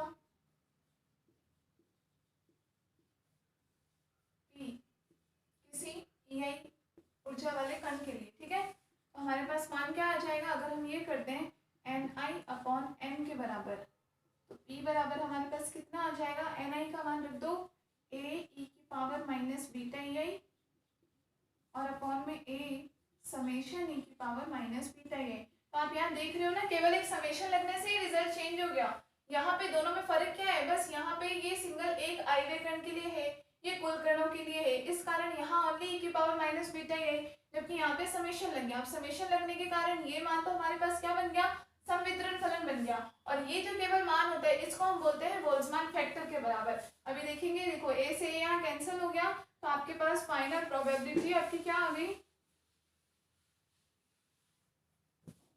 देख लो एक बार इधर, फिर नोट करना। प्रोबेबिलिटी किसी ई कण के लिए बराबर क्या आ गया हमारे पास, e की पावर माइनस बीटा ई अपॉन समेशन e की पावर माइनस बीटा ई। ये होती है हमारी प्रायिकता। और जहाँ पे यहाँ लिख लोगे आप, जहाँ e की पावर माइनस बीटा ई, इसको क्या कहा जाता है, बोल्ट्जमान फैक्टर या बोल्ट्जमान गुणक। ठीक है, बोल्ट्जमान फैक्टर या बोल्ट्जमान गुणक। तो ये आपके पास प्रायिकता आई है कुल। ठीक है, ये प्रायिकता का फॉर्मूला लिख करके इसके साथ में लिख लो।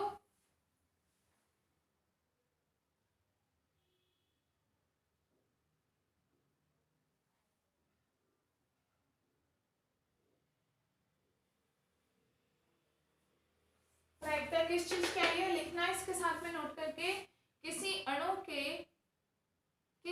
अणु के EI ऊर्जा वाली, ये EI ऊर्जा वाली IB कोष्ठिका में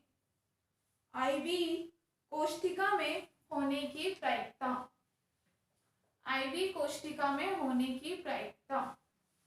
ठीक है, तो ये सारी की सारी, ये आपके पास टोटल प्रोबेबिलिटी आ गई। ये ध्यान रखना, ये सब में डिफरेंस ध्यान रखना कि अगर आपके पास समेशन आ जाता है तो ये मान आपका क्या है, संवितरण फलन के बराबर है, सेम रिजल्ट। और विदाउट समेशन ये मान क्या है हमारे पास, बोल्ट्जमान फैक्टर के बराबर होता है। ठीक है, और इन दोनों का रेशियो आपके पास क्या है, कुल प्रायिकता के बराबर है। तो हमने पूरा सॉल्व करके हमने क्या निकाला, यहाँ से ni और n का मान निकाला और इन दोनों के रेशियो से हमने प्रोबेबिलिटी निकाली। क्लियर है, समझ में आ गया। चलिए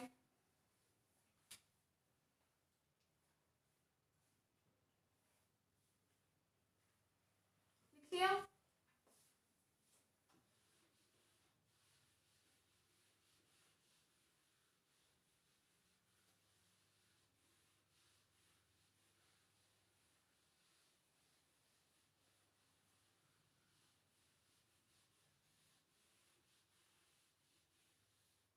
ये थी आपकी उष्मागतिकीय प्रायिकता। ठीक है, एग्जाम में आता है और स्टर्लिंग अप्रोक्सीमेशन बहुत यूजफुल है, वो हमेशा ध्यान रखना, आगे भी आपके काम में आएगा। ठीक है ना।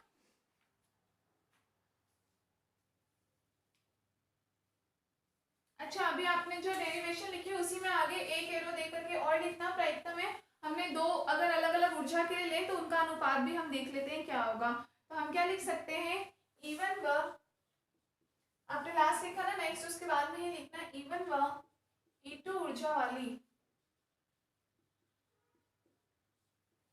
ऊर्जा स्तरों के प्रायिकता का अनुपात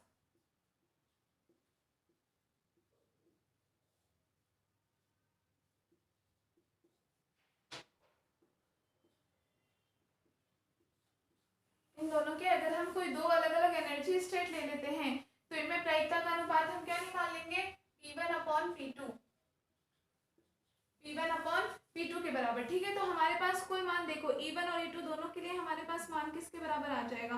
तो हमें यहाँ से समेशन है आपके पास पता है, समेशन जो था वो मान तो हमारे पास सेम रहेगा, चाहे उसमें तो सारे कण ही देखो, जैसे हमारे पास P1 का मान हम ये लिख सकते हैं e की power minus beta E1 upon summation e की पावर माइनस बीटा। अब ये तो हमारे पास कुल आई कणों के लिए था ना समेशन, तो ये तो आई कण के लिए रहेगा जिसमें आपकी पहली कण का समेशन भी इंक्लूडेड होगा।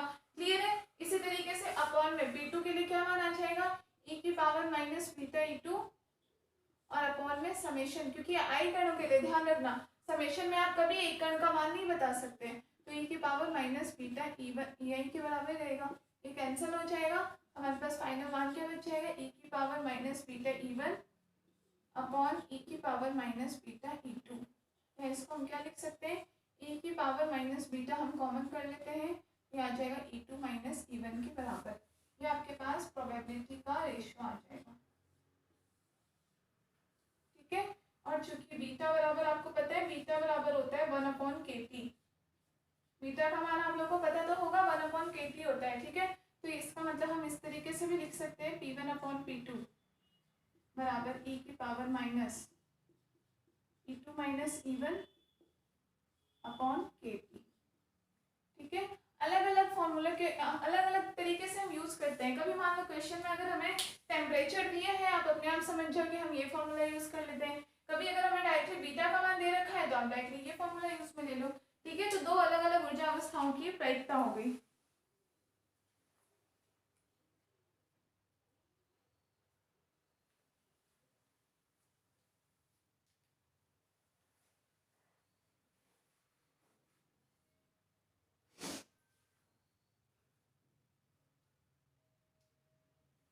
लिया, चलो अब आपका नेक्स्ट टॉपिक देखते हैं।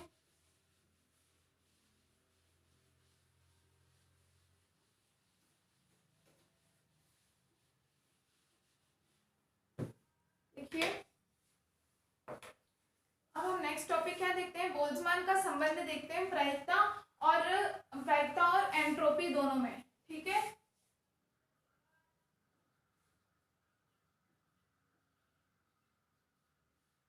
प्रायिकता व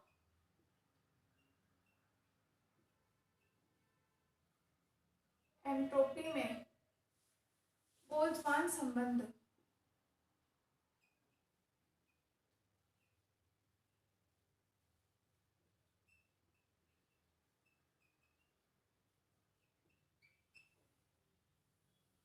ठीक है, relation between probability and entropy, Boltzmann relation between probability and entropy. Clear है। वैसे आप लोगों को ये रिलेशन पता भी है, ध्यान करो। एंट्रोपी क्या होती है आपकी एस, प्रोबेबिलिटी आपकी होती है ओम। इन दोनों में रिलेशन क्या होता है, एस बराबर के ln ओम के बराबर, ठीक है ना। यही आपका बोल्ट्जमान रिलेशन है। तो हम देखते हैं कि रिलेशन आया कहाँ से था, बोल्ट्जमान ने दिया था इसका मतलब रिलेशन। क्लियर है इन दोनों में। तो देखो सबसे पहले हम बात करें, अब हमें एंट्रोपी प्रायिकता की बात तो हम अभी तक कर चुके हैं। अब हम बात करते हैं एंट्रोपी। तो एंट्रोपी की डेफिनेशन मैंने आपको क्या बताई थी कि किसी भी निकाय की कितनी अव्यवस्था है वही क्या कहलाती है, उसकी एंट्रोपी कहलाती है। उसमें कितना डिसऑर्डर है, उसमें कितना मिसमैनेजमेंट है किसी निकाय का, वही अव्यवस्था उसमें जो भी है वो क्या कहलाती है, एंट्रोपी। मतलब हम क्या कह सकते हैं कि एंट्रोपी क्या है, अव्यवस्था की माप है।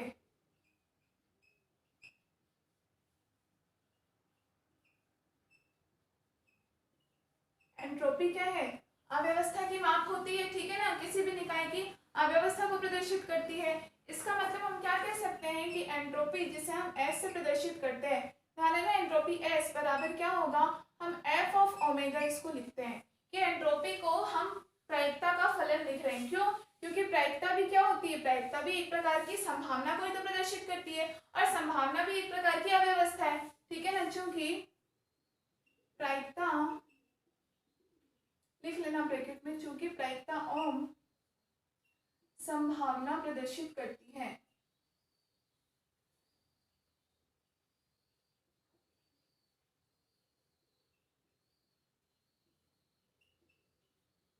जो एक प्रकार की अव्यवस्था है।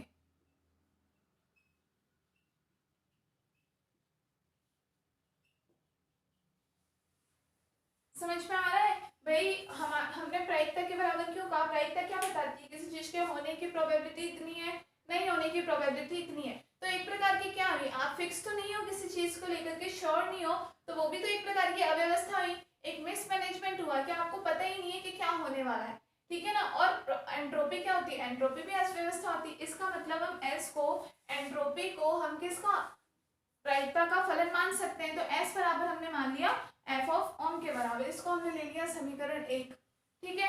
अब हम कोई अगर दो निकाय ले लेते हैं, हमने माना निकाय ए और निकाय बी ले लेते हैं, माना दो निकाय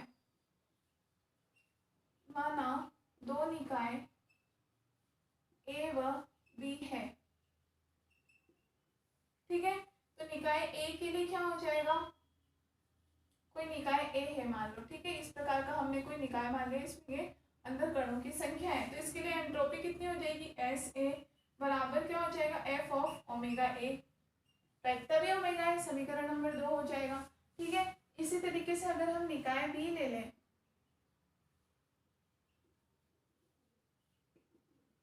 तो इसके लिए एंट्रोपी क्या हो जाएगी, एस पी बराबर F of omega B.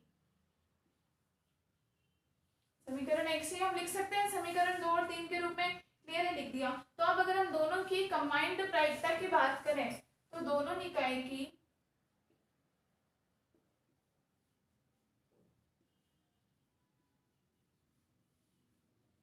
Combined probability मतलब संयुक्त प्रायिकता, संयुक्त रूप से दोनों की प्रायिकता कितनी हो जाएगी, संयुक्त प्रायिकता मतलब हम क्या लिख सकते हैं, ओम ए बी बराबर क्या हो जाएगी, प्रायिकता तो मल्टीप्लाई में होती है, इसका मतलब ओम ए डॉट ओम बी, समीकरण नंबर 4 मान लो, ठीक है। इसी तरीके से हम बात करें कि दोनों की कुल एंट्रोपी कितनी हो जाएगी संयुक्त, दोनों की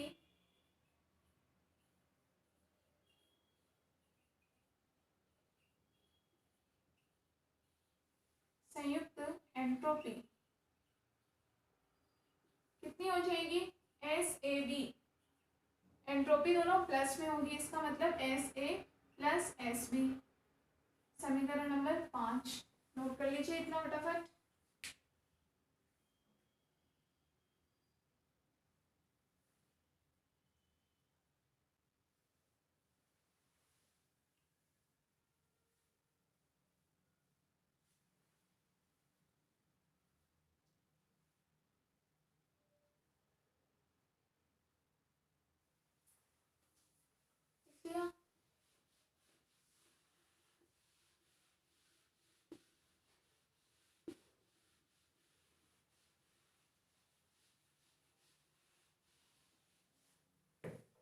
ठीक है, एस ए बी बराबर हमने इस रूप में लिख दिया, लेकिन समीकरण 1 से हम एस ए बी को इस रूप में भी तो लिख सकते हैं, एस ए बी बराबर हम कह सकते हैं कि ये फलन होगा ओम ए बी का, भाई दोनों की कंबाइंड जो कंबाइंड जो दोनों की एंट्रोपी होगी वो दोनों की जो संयुक्त रूप से प्रायिकता है उसका फलन भी होगी, क्योंकि एंट्रोपी तो प्रायिकता का फलन होती है। हम इसको किससे लिख सकते हैं, समीकरण 1 से,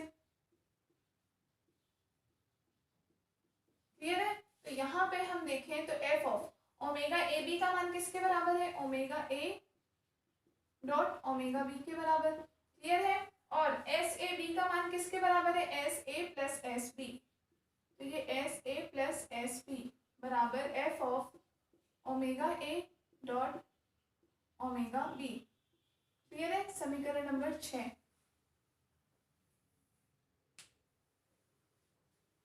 समझ में आ गया ना।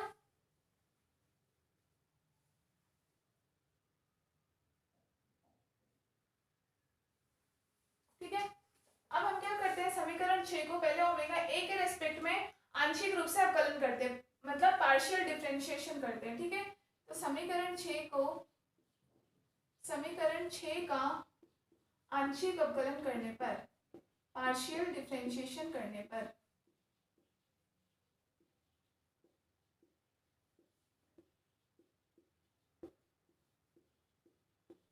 क्या मान हो जाएगा, देखो del upon del omega A, किसका ले लें हम, एस ए का ले लें, plus del upon del omega A S B का ले लें हम, ठीक है, बराबर में यहाँ पे del upon del omega A F of omega A dot omega B का ले लेते हैं, क्लियर है।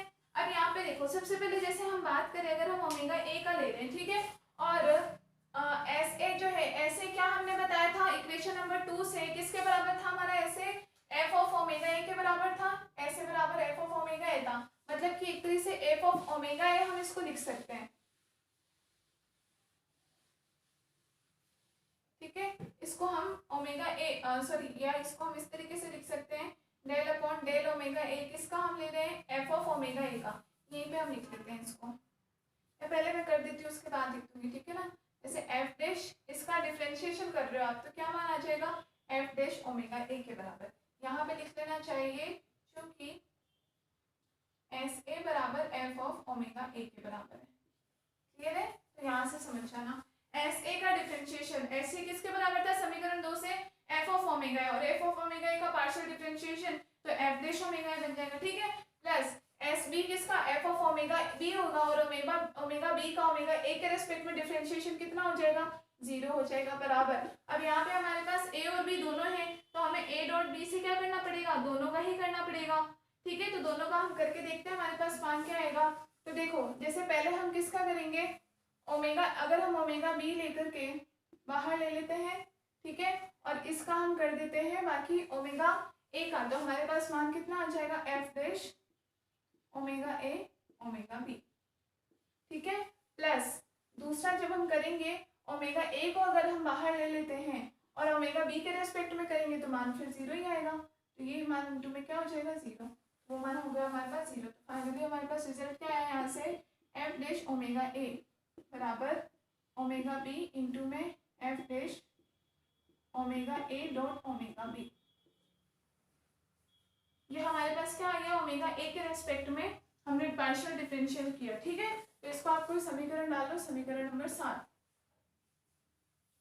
क्लियर है। अब इसी प्रकार से हम किसके रेस्पेक्ट में कर देते हैं, वापस से ओमेगा बी के रेस्पेक्ट में करते हैं समीकरण 6 का। तो सिमिलरली इसी प्रकार समीकरण 6 का आंशिक अवकलन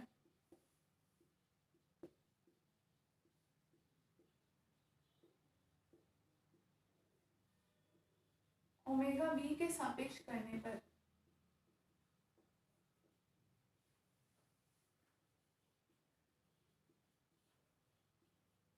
यहाँ पे लिखा नहीं, ब्रैकेट में लिख लेना with respect to omega A, with respect to omega A किया है हमने पहले। ठीक है ना, सेम आप ओमेगा बी के फॉर्म में करोगे तो अब क्या होगा, आपके पास ओमेगा ए वाला 0 हो जाएगा, तो हम डायरेक्ट लिख देते हैं यहाँ से। तो क्या बन जाएगा हमारे पास, एफ डैश ओमेगा बी बन जाएगा। क्लियर है, और बराबर में यहाँ क्या आ जाएगा हमारे पास, ओमेगा ए आ जाएगा बाहर और F dash omega A dot omega B. समीकरण नंबर 8 लिख लीजिए फटाफट।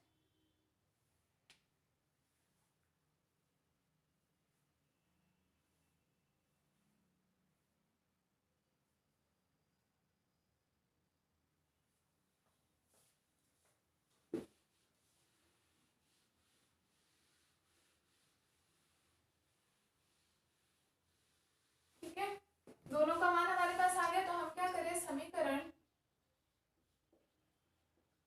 7 को भाग दे दें समीकरण 8 से। ठीक है, क्या मान मिल जाएगा हमें, F dash omega A upon F dash omega B बराबर क्या मान मिल जाएगा, यहाँ से तो मिलेगा omega B F dash omega A dot omega B upon में omega A F dash omega A dot omega B. ठीक है, ये कैंसिल हो गया, तो फाइनल रिजल्ट क्या आ गया हमारे पास, F dash omega A upon F dash omega B बराबर omega B upon omega A. ठीक है, इन दोनों को हम अगर क्रॉस मल्टीप्लाई कर दें दोनों को एक दूसरे से, तो हम किस रूप में लिख सकते हैं, ओमेगा ए आ जाएगा आपके ओमेगा ए के साथ में, मतलब एफ डैश ओमेगा ए, और बराबर किसके हो जाएगा, ओमेगा बी इंटू में एफ डैश ओमेगा बी। लिख सकते हैं इस रूप में, लिख लीजिए।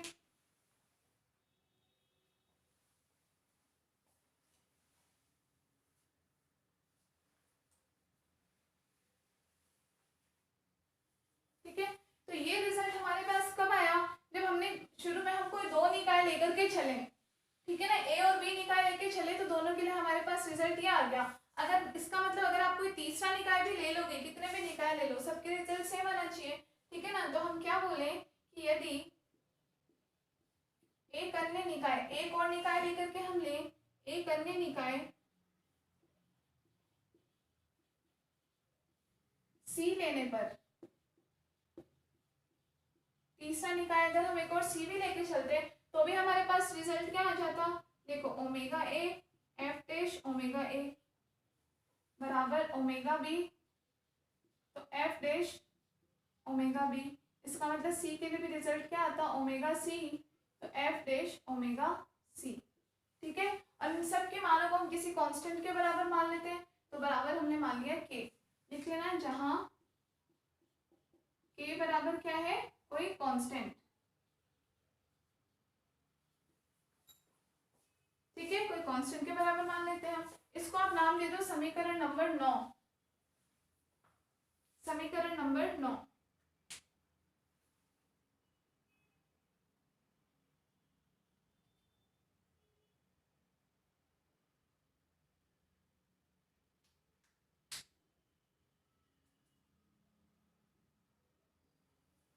कर लिया। तो अब देखो इसका मतलब अगर आप कितने भी निकाय ले लो, 3 निकाय लिए आपने, तीसरे के लिए सेम इसी तरीके से अगर आप n निकाय ले लोगे तो उसके लिए भी आपके पास वैल्यू सेम ओमेगा n और f डैश ओमेगा n आ जाएगा। इसका मतलब कितने भी निकाय लेने पर मान सेम रहेगा, अर्थात कितने भी निकाय लेने पर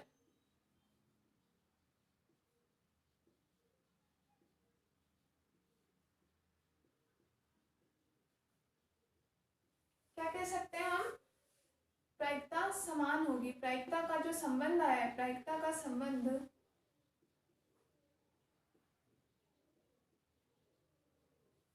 ये जो हमारे पास संबंध 9 आया है, ये क्या होगा, समान होगा, सेम मिलेगा हमें। ठीक है, तो हम क्या करते हैं, कोई यहाँ से पहले एक रिलेशन, सारे मान इक्वल टू, मतलब ये मान भी इक्वल टू के है, ये भी इक्वल टू के, ये भी इक्वल टू के, कोई और होता वो भी इक्वल टू के, ये क्या है, कोई कांस्टेंट है, तो कोई एक लेकर के चलते हैं। तो एम्प्लाइज हमने पहले ए लिया, जैसे omega A F dash omega A बराबर हमने मान लिया के। यहाँ से हम एफ डैश ओमेगा ए बराबर क्या आ जाएगा, के अपॉन ओमेगा ए के बराबर।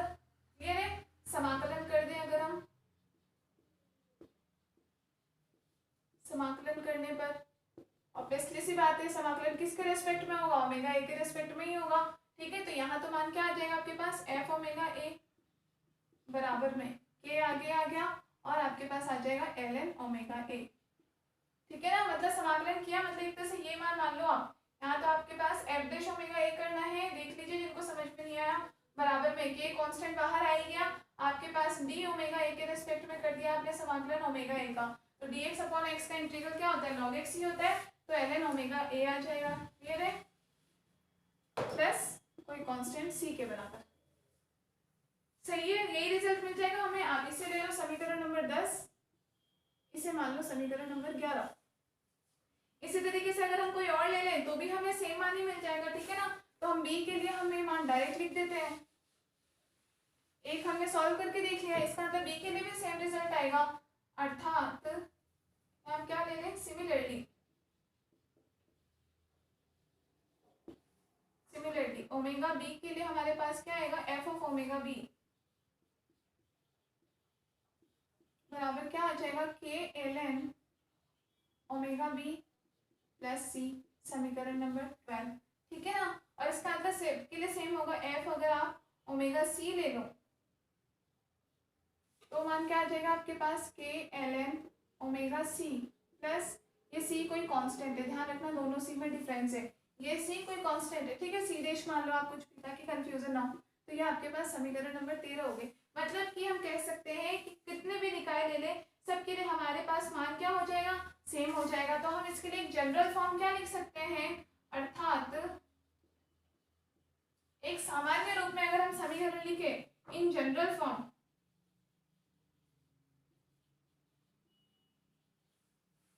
ये लिखे implies in general form, English नहीं है ना, मतलब एक सामान्य रूप में लिखे इन जनरल फॉर्म, क्या लिख सकते हैं हम, एफ ऑफ ओमेगा बराबर क्या आ जाएगा आपके पास, K L N omega plus सी। एक नॉर्मल जो सूत्र होगा हम सूत्र के रूप में इस प्रकार से लिख सकते हैं सबके लिए। क्लियर है,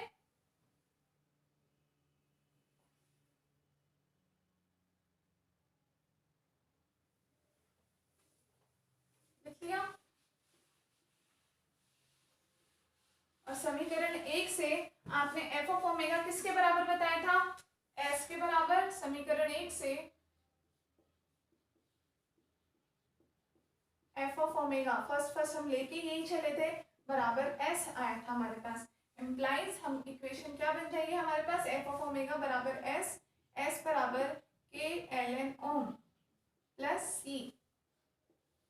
ठीक है, किसी निश्चित समाकलन के लिए हम ले, अगर समाकलन निश्चित ले तो हमारे पास इस कांस्टेंट का मान हट जाएगा। तो निश्चित समाकलन के लिए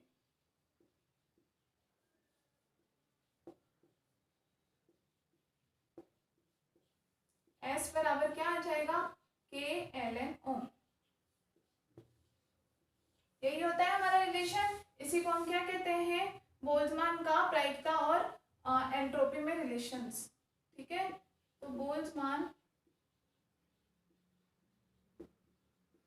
रिलेशन बिटवीन प्रोबेबिलिटी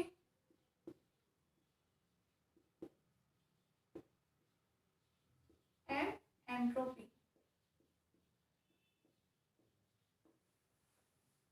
क्लियर है, यही था हमारा ऊष्मागतिकी का तीसरा नियम भी। तो ये हमने प्रूफ कर दिया। ठीक है, नोट कर लीजिए पूरा। ये डेरिवेशन थोड़ी छोटी लगी होगी आपको, लेकिन हाँ हो सकता है आप एक बार करो, थोड़ा सा कंफ्यूजन जरूर लगेगा। तो इसके लिए मैं जरूर बोलूँगी कि इसको आप एक बार रफ में और खुद से करके देख लेना, ताकि आपके सारे डाउट्स वगैरह क्लियर हो जाए किस तरीके से। ठीक है, छोटी सी है डेरिवेशन, एक दो स्टेप है जहाँ आपको कंफ्यूजन सा लगेगा, खुद करोगे तब। अभी तो अच्छे से समझ में आ ही गया होगा, इसमें टफ जैसा तो कुछ भी है नहीं, लेकिन एक बार खुद से करके देख लेना। ठीक है, तो अभी के लिए इतना ही, बाकी हम डिस्कस करेंगे नेक्स्ट क्लास में।